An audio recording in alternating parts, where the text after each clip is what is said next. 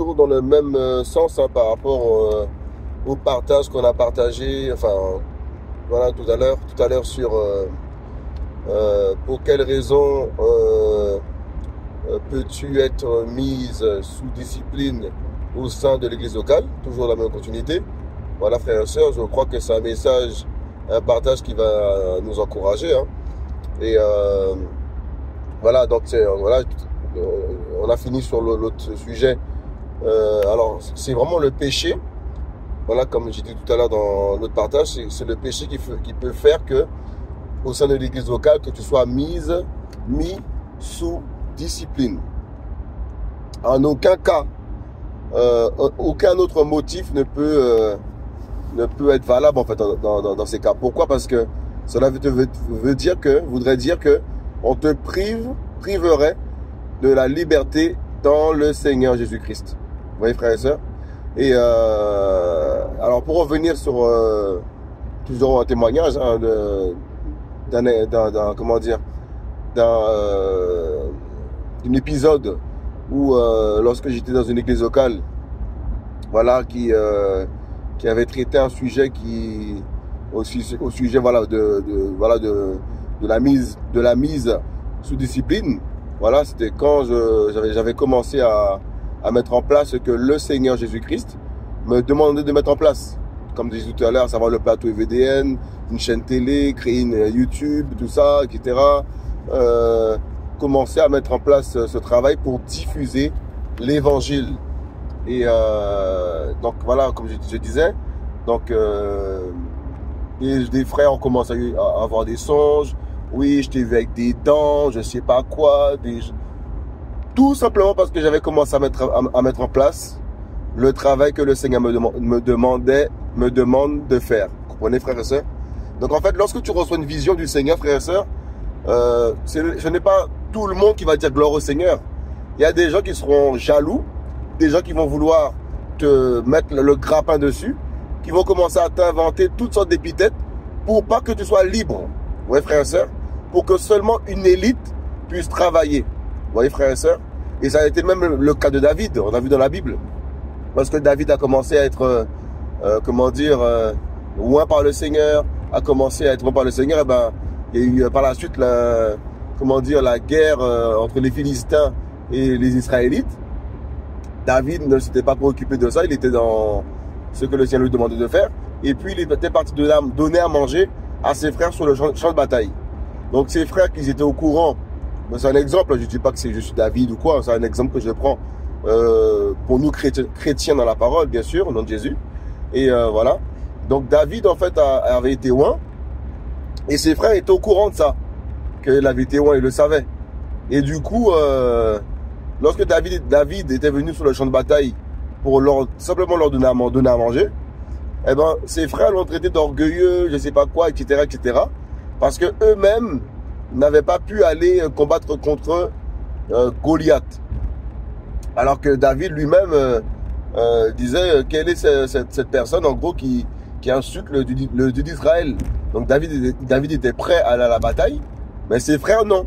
Donc on voit par là qu'ils l'ont traité de tous les noms, orgueilleux, etc., etc. Et ça avait pour but de quoi de ce qu'il n'avait pas en fait sur le champ de bataille. Parce que si David allait sur le champ de bataille, eh ben ça aurait mis en question la foi de ses frères qui prétendaient toutes sortes de choses certainement. Vous comprenez, frères et sœurs?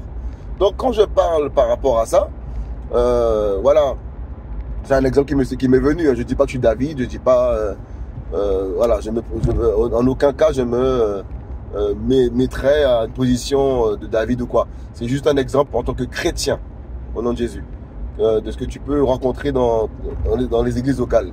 Donc du coup, voilà, les anciens questions, voilà, ont commencé à me sortir des épithètes comme quoi, oui, t'as pas péché, mais on va te faire asseoir pour te protéger. Où est-ce que c'est écrit dans la Bible que des anciens devaient faire asseoir un frère ou une sœur qui a à cœur de mettre une œuvre en place de la part de Jésus-Christ? Où c'est écrit qu'il faut le faire mettre sous discipline pour soi-disant le protéger? Qui nous protège, frères et sœurs? La Bible dit que celui qui garde Israël ne sommeille ni ne dort. Le Dieu tout-puissant que nous servons, frères et sœurs, en fait, c'est lui qui veille sur nous, c'est pas les anciens qui veillent sur toi. Vous voyez, frères et sœurs? Vous voyez? Donc, vous voyez la position un peu que des anciens, malheureusement, peuvent s'octroyer, des positions, frères et sœurs, surélevées, élevées au-dessus du peuple du Seigneur, frères et sœurs. Vous voyez, frères et sœurs? Donc, cette doctrine est sortie de nulle part. Et heureusement que Jésus, comme j'ai dit tout à l'heure, c'est opposé à ça, il a tout cassé. Vous voyez, frères et sœurs? Vous voyez, frères et sœurs? Et lorsque cette mise sous discipline a été faite, ça a été fait, hein, j'avais été mis sous discipline, mais seulement quelques jours, ça n'a pas duré longtemps en fait, ça n'a pas duré longtemps.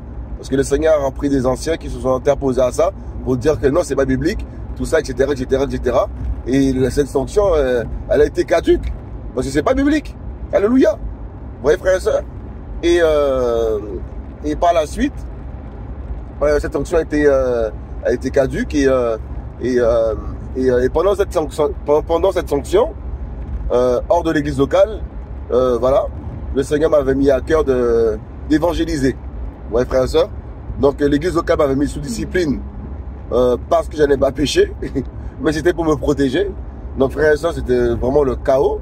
Donc du coup, le Seigneur m'avait demandé un jour, dans ma vie personnelle, hein, d'évangéliser. J'étais pas à l'église locale. Donc j'ai évangélisé dans un train. Et qu'est-ce qui se passe, frères et sœurs? Un frère, voilà, il va se reconnaître, hein, s'il entend ça aussi, parce que je sais qu'il va écouter.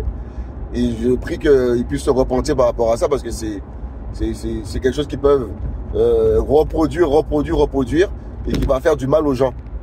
Donc il est parti répéter aux anciens, parce qu'il m'a vu, en fait, dans un train, j'ai évangélisé dans un train. Et qu'est-ce qui s'est passé? Ben, il était là ce jour-là, frères et sœurs. Il était assis dans le train. Quel humour du Seigneur, frères et sœurs. Quel humour de Jésus. Donc j'étais dans ce train, frères et sœurs, et il était dans ce train. J'évangélisais. Et je l'avais vu, je crois. Oui, je l'avais vu. Et du coup, qu'est-ce qu'il est parti dire? Je sais même pas si on s'était vu même. C'est comme ça il y a quelques années. Je me rappelle plus s'il m'avait vu ou si je l'avais vu plutôt, mais lui m'avait vu parce que je prêchais, il a reconnu ma voix. Il est parti dire à un ancien à l'église locale, oui, Hervé, il est sous discipline, mais Hervé, il évangélisait dans le train, etc., etc.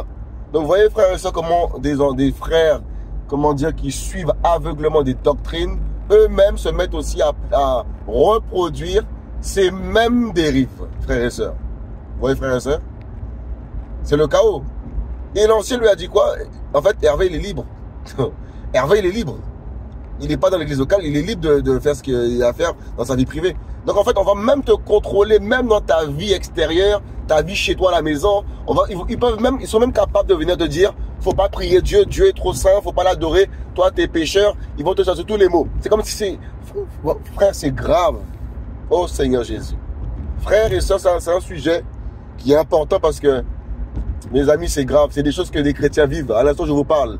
Des chrétiens vivent ça dans leur église locale. Et ils pensent qu'ils sont fous. T'es pas fou, mon ami. Ils sont en train d'abus. C'est un abus de pouvoir, un abus d'autorité, un abus diabolique, ça. C'est pas Jésus, ça, mes amis. Vous comprenez? Donc, l'ancien lui a dit, non, Hervé, il est libre, Vous voyez, frères et sœurs? Donc, en fait, jusqu'à chez moi, jusqu'à dans ma vie personnelle, il voulait ramener un grappin, ramener un filet pour me contrôler, frères et sœurs. Vous comprenez, frères et sœurs? Voilà pourquoi j'ai dû me séparer de toutes ces personnes. Pourquoi? Parce que quand la parole ne règle plus les problèmes au sein de l'église locale, frères et sœurs,